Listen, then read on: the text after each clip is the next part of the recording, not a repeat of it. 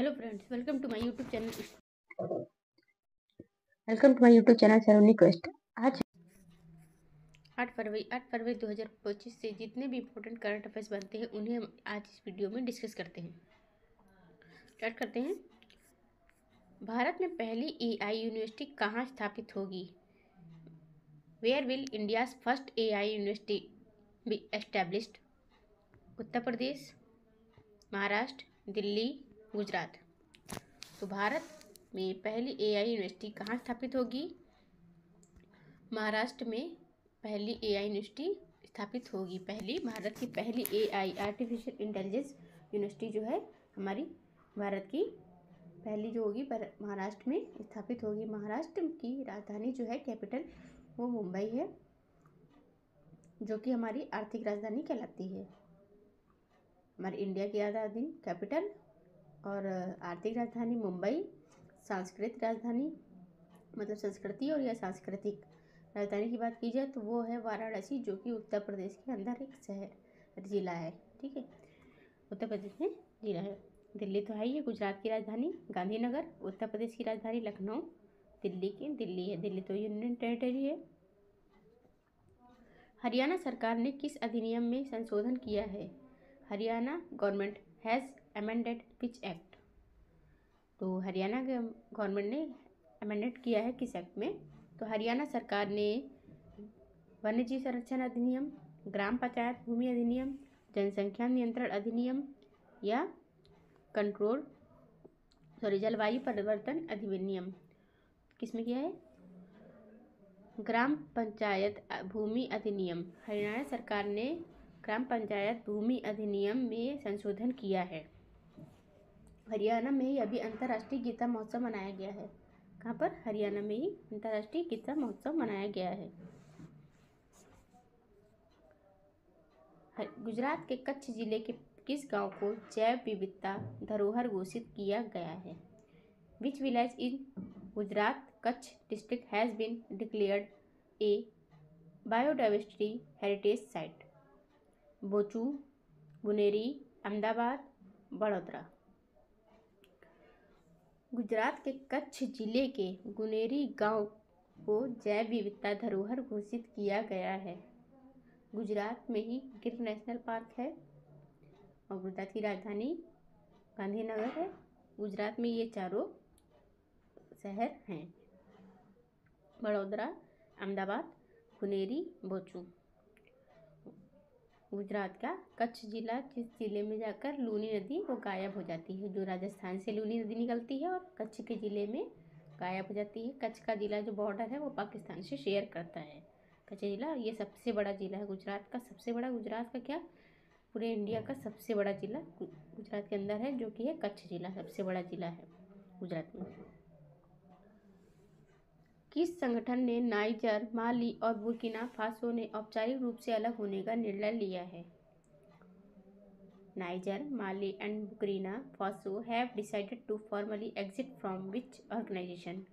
UN, इकोवास, NATO, SCO.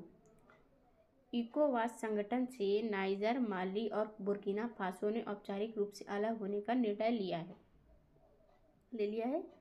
इकोवास से निकलने का इन चारों ने लिया है निर्णय, बाहर निकलने का। और डब्ल्यूएचओ से तो अर्जेंटीना ने भी अब डिक्लेयर कर दिया कि अर्जेंटीना भी डब्ल्यूएचओ से बाहर हो चुका है, और अमेरिका तो पहले ही हो चुका था, अब अर्जेंटीना भी हो गया बाहर, और अमेरिका तो पेरिस जलवायु समझौते से भी बाहर हो चुका है। नाटो, ये 40 कंट्री इस टाइम प्रेजेंट में। नाटो की जो हेडक्वार्टर है ब्रुसेल्स में, बेल्जियम के ब्रुसेल्स में है, जो कि यूरोपीय देश है। नाटो एक संगठन है। नाटो की जो हेडक्वार्टर है वो है ब्रुसेल्स के बेल्जियम में है, बेल्जियम के ब्रुसेल्स में है। भारतीय सेना ने आईआईटी गुवाहाटी के साथ किस प्रकार के बंकर बनाने का समझौता किया है? Indian Army signed an agreement with IIT Guwahati to build bunkers using which material? Concrete, लकड़ी, बांस, धातु। भारतीय सेना ने आईआईटी गुवाहाटी के साथ बांस के बंकर बनाने का समझौता किया है। भारतीय सेना है हमारी, IIT गुवाहाटी है, असम की IIT गुवाहाटी कहाँ है? असम में है। असम की IIT गुवाहाटी के साथ बांस के बंकर बनाने का समझौता किया है असम में। असम की राजधानी दिसपुर है, जो कि बॉर्डर ज़्यादा से ज़्यादा राज्यों से शेयर करता है, जैसे कि असम से ही कट करके सब ये सब बने हैं, जैसे मेघालय है, मिजोरम है, अरुणाचल प्रदेश, मणिपुर, त्रिपुरा, ये सब इससे कट के ही बने हुए हैं अरुणाचल प्रदेश में ही। भारतीय सेना ने IIT गुवाहाटी के साथ किस प्रकार के बंकर बनाने का समझौता किया है? तो Indian Army signed an agreement with IIT Guwahati to build bunkers using with material. तो कंक्रीट, लकड़ी, बांस, धातु। तो बांस के बंकर बनाने का समझौता किया है किसने? भारतीय सेना ने IIT गुवाहाटी के साथ। IIT गुवाहाटी असम में है, IIT गुवाहाटी असम में है, और वहाँ के भारतीय सेना ने IIT गुवाहाटी के साथ बंकर बनाने का समझौता किया है, बांस का बंकर बनाने का समझौता कर लिया है। असम जो है हमारा किस में है? पूर्वी राज्यों में आता है, 7 सिस्टर भी उधर होती हैं, और असम के साथ बहुत सारे राज्य जुड़े हैं, जैसे कि असम से कट कर ही बने हुए अलग हुए हैं। अरुणाचल प्रदेश, मणिपुर, मिजोरम, मेघालय, नागालैंड, त्रिपुरा, ये सब इसी से कट करके बने हुए हैं। असम में क्षत्रिय शास्त्रीय नृत्य भी होता है, असम में। अमेरिका द्वारा चीन पर लगाए गए टैरिफ के जवाब में चीन ने किन वस्तुओं पर शुल्क लगाया? अमेरिका द्वारा चीन पर लगाए गए टैरिफ के जवाब में चीन ने किन वस्तुओं पर शुल्क लगाया? In response to US tariffs, China imposed tariff on which goods? Gas, कोयला और LNG, खाद्य वस्तुएं, दवाइयाँ। तो gas, coal and CNG, food items, medicines. कोयला और LNG पर अमेरिका द्वारा चीन पर लगाए गए, पहले अमेरिका ने चीन पर लगाया टैरिफ लगाया, तो टैरिफ के जवाब में चीन ने कोयला और LNG पर वस्तुओं पर शुल्क लगा दिया। क्या लगा दिया? शुल्क लगा दिया। चीन ने कोयला और LNG पर शुल्क लगा दिया। और चीन ने अभी DeepSeek नामक AI और लॉन्च किया है, जैसे ChatGPT था अमेरिका का, तो उसी तरह चीन ने कर दिया है। तो अमेरिका को हरा के एक तरीके से अमेरिका की हार हो गई इसमें, और सबसे ज़्यादा अभी DeepSeek का वैल्यू हो चुकी है, पूरी वैल्यू बढ़ गई है। जो अमेरिका की राजधानी जो कैपिटल है वो है बीजिंग, और अमेरिका की तो वाशिंगटन है, वाशिंगटन DC, एंड चीन की जो कैपिटल है वो है हमारी बीजिंग चीन की कैपिटल है। अमेरिका ने अभी WHO से बाहर होने का फैसला किया है, और यहाँ पर अभी 47वें बन गए हैं, डोनाल्ड ट्रंप बन चुके हैं, और इन्हें पर्सन ऑफ द ईयर भी पुरस्कार मिल चुका है डोनाल्ड ट्रंप को, 2024 का person of the year. And इन्होंने पेरिस समझौते से भी बाहर कर लिया है अपने आप को। अमेरिका और टैरिफ सब पर शुल्क कुछ ना कुछ उटपटांग काम कर रहा है।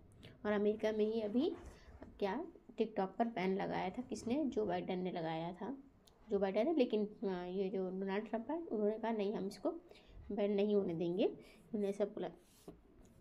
गुजरात सरकार ने यूनिफॉर्म सिविल कोड के मसौदे के लिए कितने सदस्यीय समिति का गठन किया है?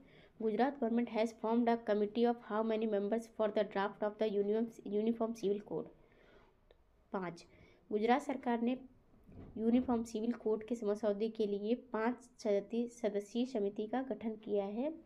पहले उत्तराखंड ने लागू किया UCC मतलब यूनिफॉर्म सिविल कोड, समान नागरिक संहिता। अब गुजरात सरकार दूसरे नंबर पर चालू करने जा रही है, मतलब इसे लागू करने जा रही है यूनिफॉर्म सिविल कोड। इसमें 5 सदस्यीय समिति को गठन किया है, और ये दूसरा राज्य बनने वाला, उत्तराखंड के बाद गुजरात दूसरा राज्य बनेगा। और अगर वैसे बात की जाए तो पुर्तगालियों ने जो गोवा पर बहुत पहले से ही चालू कर रखा है, लेकिन अभी की प्रेजेंट की बात की जाए तो पहला राज्य उत्तराखंड है और दूसरा गुजरात है।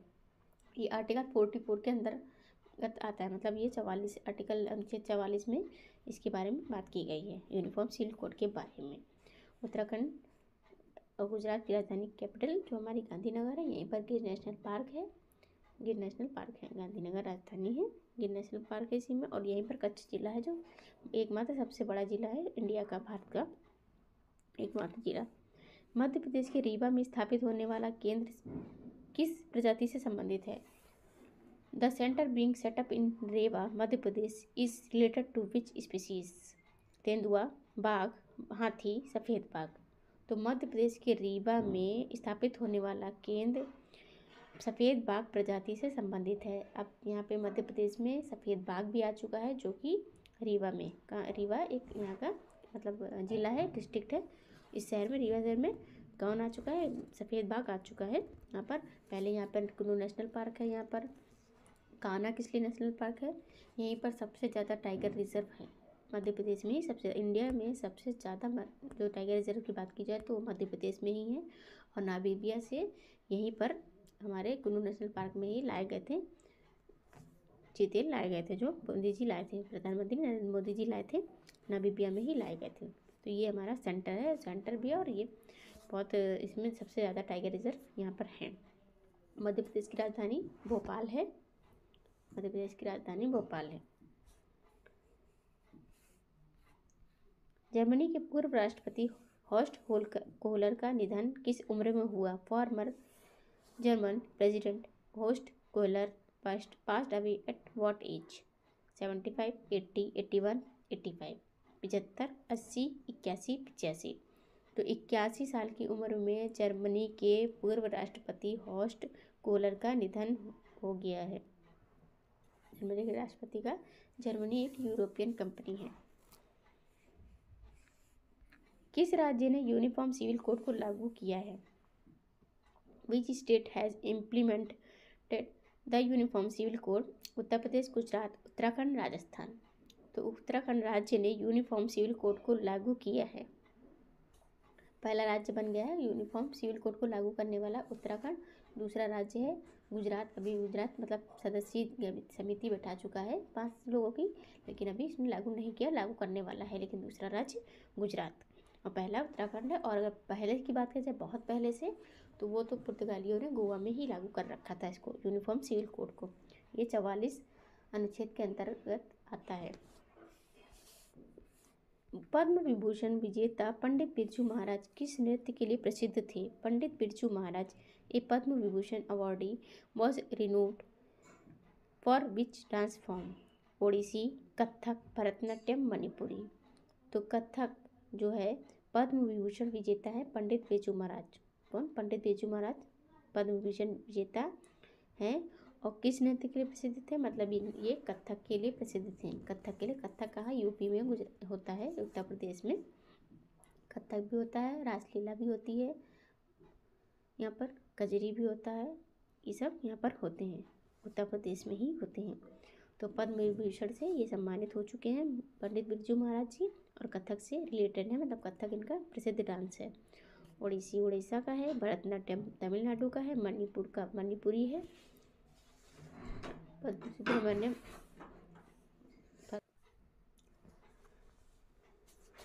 भारत के लिए पहला व्यक्तिगत ओलंपिक पदक किसने जीता? Who won the first individual Olympic medal for India? Rajyavardhan Rathore, PT Usha, Khashaba Jadhav, Abhinav Bindra. Bharat के लिए पहला व्यक्तिगत ओलंपिक पदक जो जीता है खाशाबा जाधव ने जीता है। भारत के लिए पहला व्यक्तिगत ओलंपिक पदक की बात हो रही है, तो वो जीता है खाशाबा जाधव जी ने जीता है, खाशाबा जाधव जी ने जीता है। अभिनव बिंद्रा जो है अभी 2024 में पेरिस ओलंपिक हुआ था, पेरिस ओलंपिक में मशाल वाहक हैं अभिनव बिंद्रा। कौन थे? मशाल वाहक अभिनव बिंद्रा थे। 2024 में 71वीं रैंक थी भारत की 2024 में पेरिस ओलंपिक में।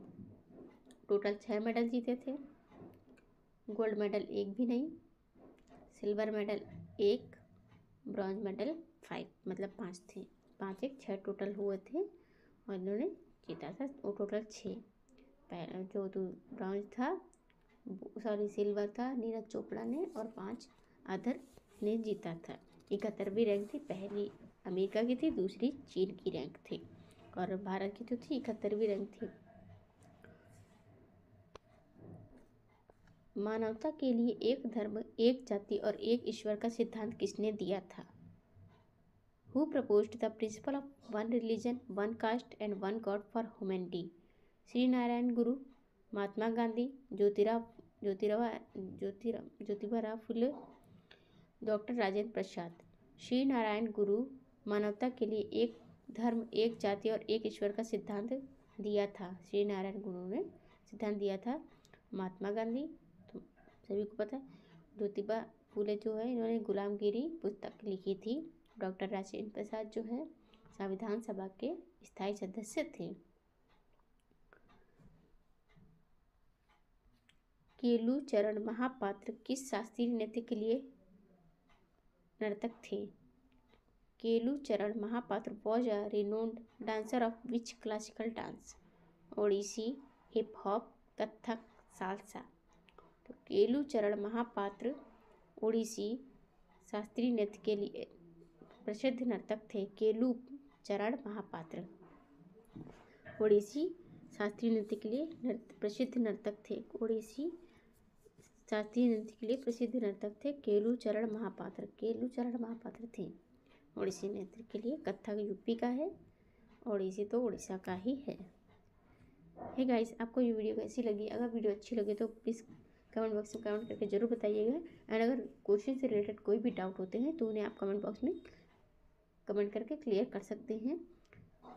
अगर आपने अभी तक चैनल को सब्सक्राइब नहीं किया तो चैनल को सब्सक्राइब कर लीजिए। Thank you for the watching.